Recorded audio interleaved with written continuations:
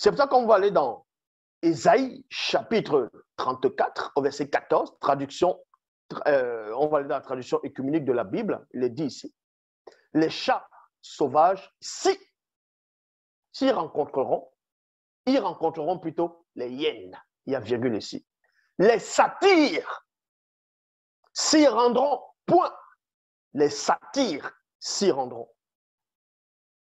Et là aussi s'installera Lilith. Lilith, 2 points. Et il trouvera le repos, il y a point. Donc vous comprenez ici, quand on vous parle des choses, de ce qui se passe dans l'invisible, vous ne croyez pas. Parce que vous êtes dans l'obscurité. Vous êtes tellement aveugle que vous pensez être des voyants. On vous apprend que dans Ésaïe 34, 14, il se passe quelque chose dont vous ne pouvez même pas imaginer. Là, c'est un secret profond. Là, c'est ce qui se passe dans l'invisible. On vous dit ici, les chats sauvages, ils rencontreront les hyènes. Mais depuis quand les chats sauvages vont aller rencontrer les hyènes vont les bouffer. Vous connaissez les hyènes vont les bouffer. Donc ici, ce sont les démons en forme de chat ici. Les démons hyènes qui vont se rencontrer. Les satyres, ils répondront. Depuis quand les satyres, admettons que ce ne soit pas les satyres, puisque dans d'autres versions, on dit des boucs. Depuis quand les boucs vont les rencontrer, ici, les hyènes, et les hyènes ne les bouffent pas. Donc, les satyres, ils répondront, point. Et là aussi, s'installera Lilith, 2 points, et il y trouvera le repos.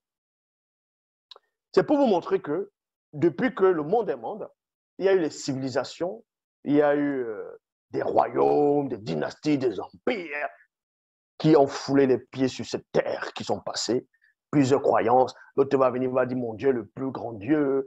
Là-bas, là, c'est le Dieu de la lune. Là-bas, là, c'est le Dieu Yahvé, le Dieu qui descend, qui a plusieurs attributs. Bref, là-bas, c'est Shiva, Kali, Brahma. Bref, il y a tellement de fausses croyances dans le visible. Toutes les croyances actuelles sont caduques, pas seulement caduques, mais sont fausses.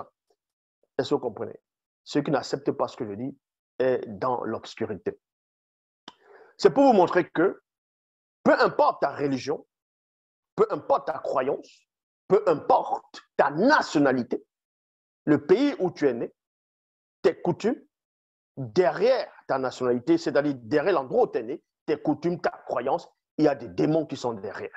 Et celui qui est peut-être, on va dire, en Australie, qui va croire à d'autres formes d'entité ou bien de divinité, et celui qui va se retrouver soit peut-être en France, qui avait une certaine croyance dans le Moyen-Âge, que ce soit l'archange Michel qui a apparu ou bien qui a parlé à Jeanne d'Arc.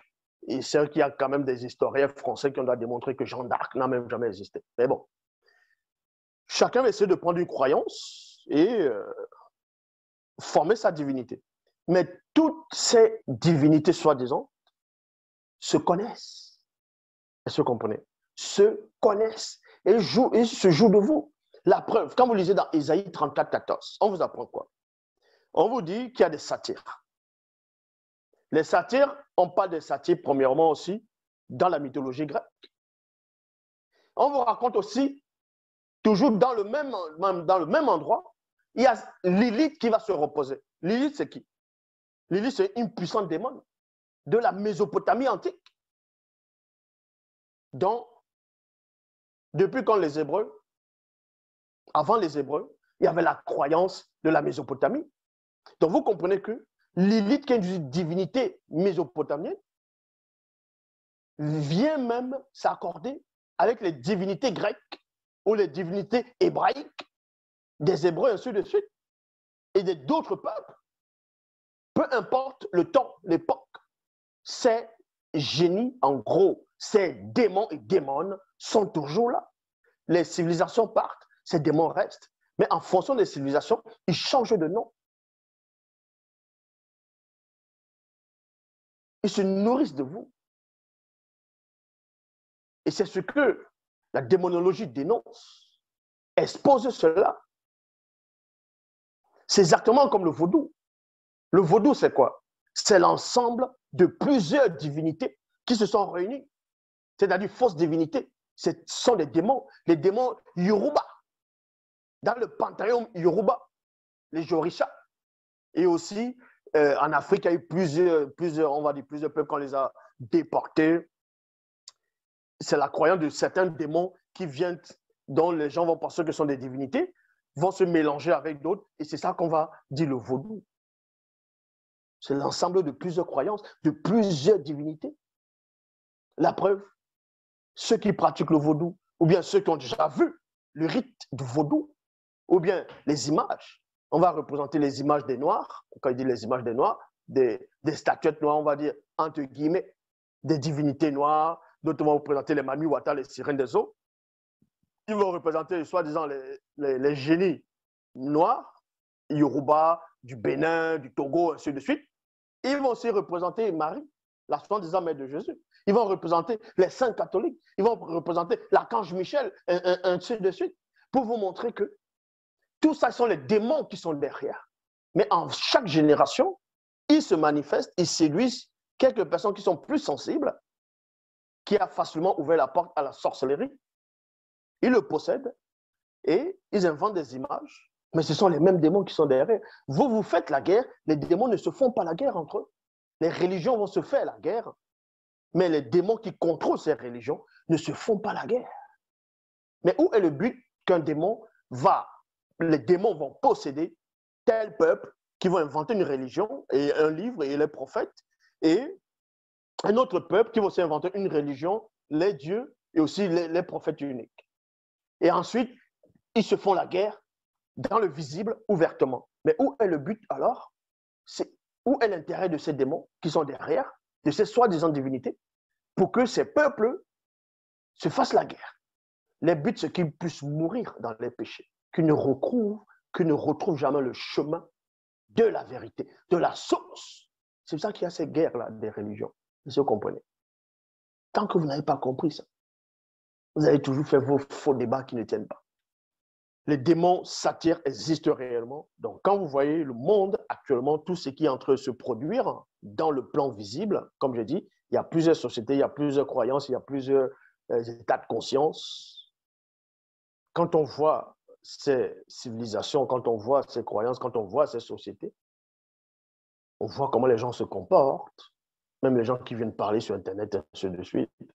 On voit bien, en tout cas, il faut être initié pour savoir quelle est l'espèce de démon qui anime telle personne, telle société, tel groupe de personnes dans tel pays, dans tel gouvernement.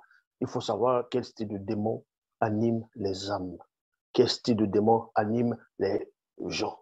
Est-ce que vous comprenez? Ici, là, c'était pour vous montrer que, y compris ce qu'on appelle les dieux égyptiens, les dieux grecs et les autres croyances, ce sont les mêmes esprits qui sont derrière. Ce sont les mêmes esprits. C'est ce qu'on appelle la coalition occulte. La coalition occulte, c'est dans un panthéon, ils sont tous derrière, en fonction des civilisations des époques. Puisque les démons n'ont pas de corps physique, ce sont des esprits. Dans le temps va passer, les milliers d'années, les démons sont toujours là. Donc, ils changent juste, ils font croire aux gens, ils vont t'inspirer là. On va dire, voilà Thor, le dieu de la foudre, non, le dieu du tonnerre. Voilà Thor. Alors que Thor, on sait que c'est un démon. D'abord, on va dire Thor, et le démon va dire, bon, je vais prendre le rôle de celui qu'on va appeler Thor, dans telle croyance chez les Vikings, et toi, tu vas prendre le rôle de Loki. Ça te fait passer pour quelqu'un de mauvais, moi, je vais me faire passer pour un héros. Mais la condition, c'est quoi? C'est que ceux qui croient en toi, ou ceux qui croient en moi, ou ceux qui croient à mon frère aîné, selon eux, c'est-à-dire Thor, c'est Odin. Mais on sait que dans la mythologie grecque, ils vont dire que c'est son père, mais le démon, le démon, lui, ce n'est pas que voilà son père là-bas. À part le père du démon, c'est quoi? C'est les anges dessus du troisième ordre qui étaient enfermés. Donc, sauf que pour entrer dans le Valhalla, dans le paradis on va dire, par rapport à la mythologie nordique, il faut mourir. Comme un guerrier, il faut mourir en faisant la guerre. Il faut massacrer les gens. Vous voyez? Donc, c'est pour vous montrer. Peu importe vos paradis, vous massacrez les gens, vous convertissez les gens par force au nom d'une divinité, d'un Dieu qui est jaloux. Vous ne comprenez toujours pas que vous êtes tous dans la confusion. Vous êtes dans la contradiction et vous êtes des contradictions. Il n'y a qu'une seule source ici. C'est là en face de vous. Que ça te plaise ou pas, c'est ainsi et c'est pas autrement.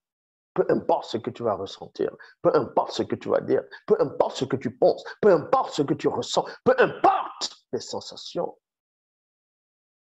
qui peuvent naître et agrandir au-dedans de toi, ça reste en toi. Tu n'es qu'un pauvre arriviste. La seule connaissance est en face de vous. L'Oba s'est encore glorifié.